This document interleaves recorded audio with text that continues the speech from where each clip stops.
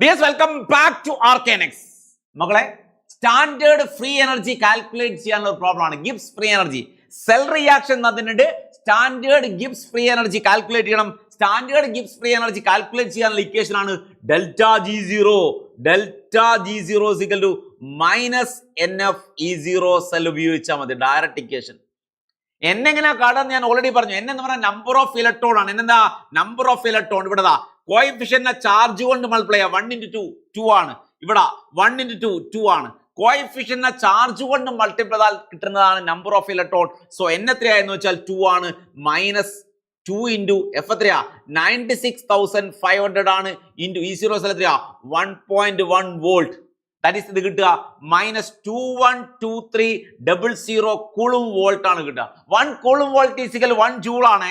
So നമുക്ക് minus 212300 joule എന്ന് എഴുതാം. 1 കൂളും വോൾട്ട് എന്ന് പറഞ്ഞാൽ 1 ജൂൾ ആണ്. ഇവിടെ ആൻസർ കൂളും വോൾട്ട് ആണ്.